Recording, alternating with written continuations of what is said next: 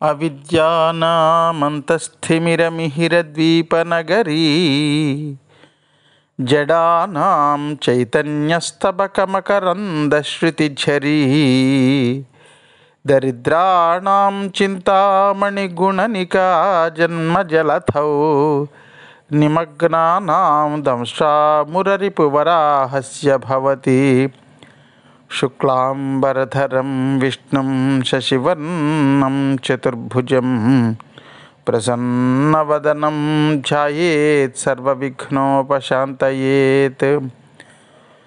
వందే గురుపదద్వంద్వమపాన్మానసగోచరం రక్తశుక్లప్రభామిశ్రమతర్క్యం త్రైపురం మహః.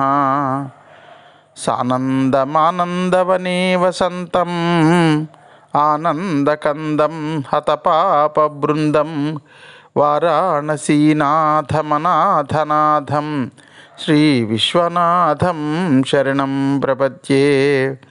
విశ్వేశం మాధవం డుంఢిం దండపాణిం చ భైరవం వందే కాశీం గుహాం గంగాం భవానీం మణికర్ణికాం.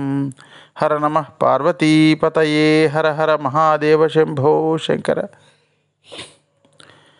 పరమశివుడు యోగిని గణాలను నా కాశీ విరహతాపాన్ని తగ్గించడానికి అక్కడ దివోదాసు పరిపాలన చేస్తున్నటువంటి ఆ రాజ్యంలో ఏమైనా లోపం ఉందా, ఏదైనా అధర్మబద్ధమైనటువంటి పరిపాలన కించిత్ ఏమైనా ఉందా కనిపెట్టి రెండర్రా అని పంపిస్తే వాళ్ళు అక్కడ ఏమీ కనిపెట్టలేక తిరిగి మందరాచలానికి వెళ్ళలేక కాశీలోనే ఉండిపోయారు.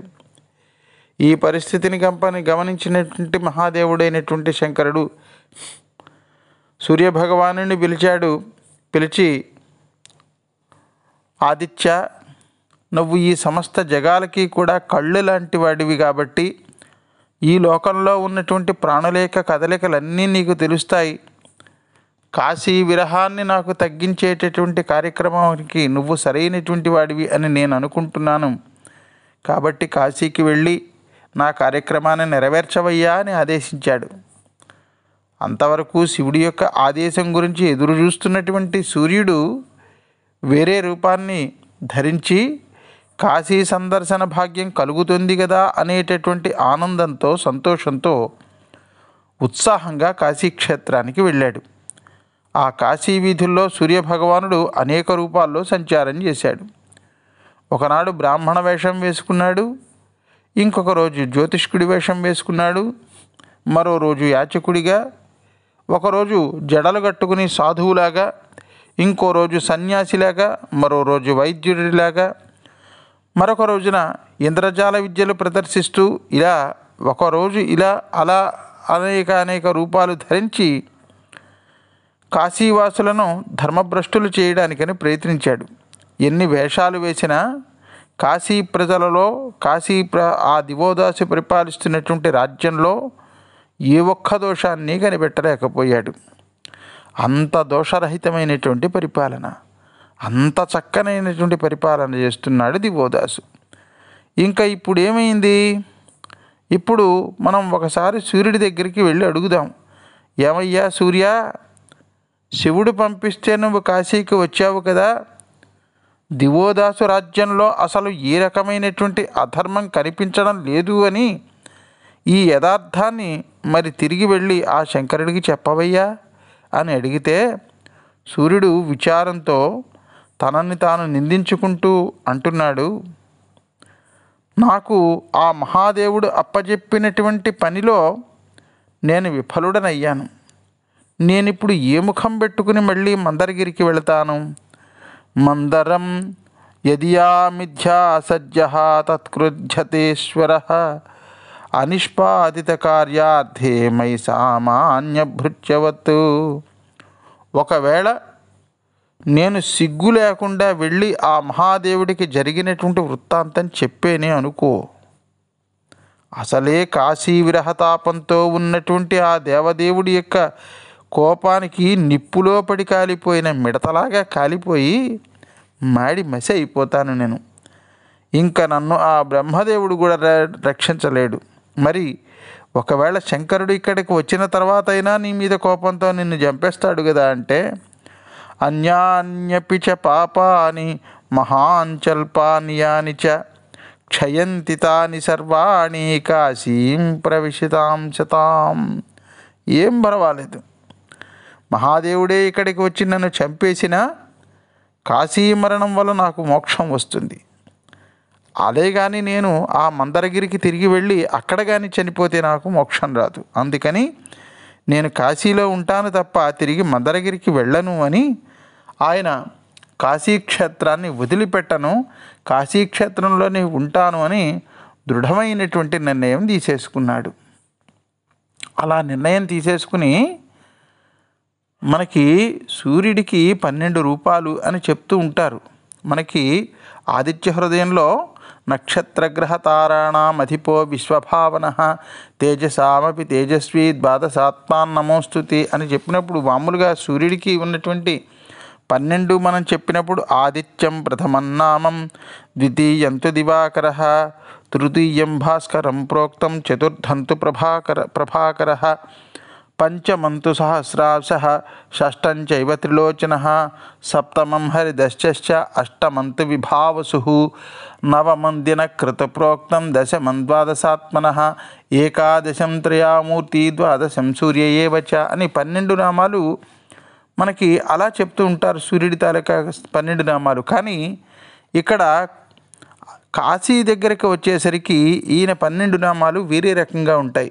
ఇక్కడ అర్క అర్క అర్క అర్క అంటే సూర్యుడు కదా, ఆ సూర్యుడి యొక్క 12 నామాలు కాశీలోకి వచ్చేసరికి ఈ కాశీలో ఆయన ఉన్నటువంటి నామాలు లోలార్క, ఉత్తరార్కశ్చ, సాంబాదిత్యో తథైవ చ, చతుర్థో గరుడాదిత్యో లేదంటే ద్రుపదాదిత్యో అని కూడా అంటారు, మయూఖాదిత్య ఏవ చ, ఖగోల్కశ్చ అరుణాదిత్యో వృద్ధకేశవ సంజ్ఞకౌ, దశమో విమలాదిత్యౌ గంగాదిత్యౌ తథైవ చ, ద్వాదశా చ యమాదిత్యః కాశీపుర్యాం ఘటోద్భవ, తమోదికేభ్యో దుష్టేభ్య క్షేత్రం రక్షంతి అని సదా అని ఈ 12 మంది ఆదిత్యులకి మళ్ళీ 12 రకాల వృత్తాంతాలు ఉంటాయి కాశీ మహాక్షేత్రంలో.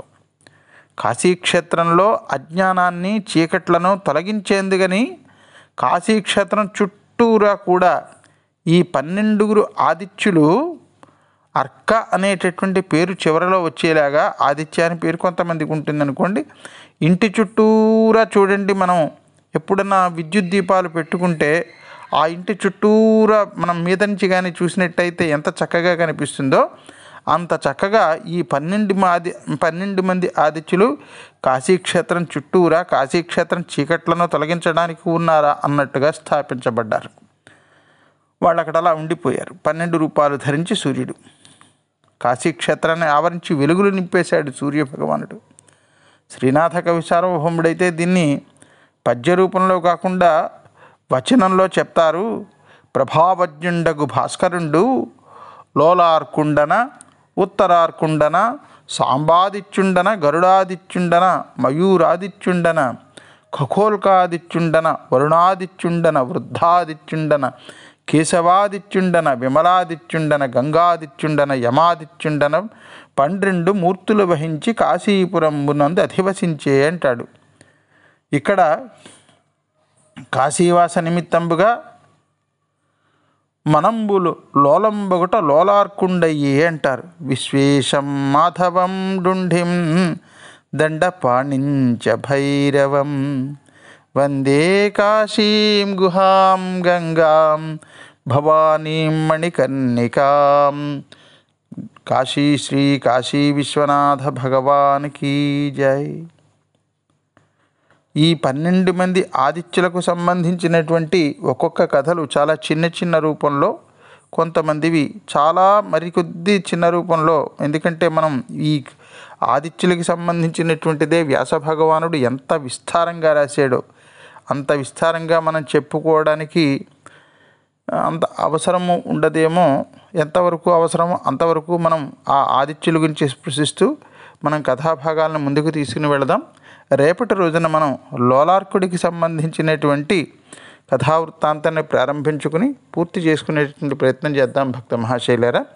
అంతవరకు స్వస్తి ప్రజాభ్య పరిపాలయంతాం న్యాయేన మార్గేణ మహిమహీషాః. గో బ్రాహ్మణేభ్య శుభమస్తు నిత్యం. లోకా సమస్తా సుఖినో భవంతు. సర్వే జనా సుఖినో భవంతు. హర నమః పార్వతీపతయే. హర హర మహాదేవ శంభో శంకర.